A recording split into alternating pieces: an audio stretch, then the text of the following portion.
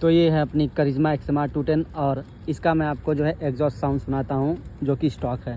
तो सबसे पहले हम इसको क्या करते हैं, यहाँ से इग्निशन ऑन करते हैं। आप देख सकते हैं पेट्रोल नहीं है। अब मैं गाड़ी को करता हूँ स्टार्ट, यहाँ से हमने दबाया। अब हम आपको इसका एग्जॉस्ट सुनाते हैं, देखिए ध्यान से सुनिएगा।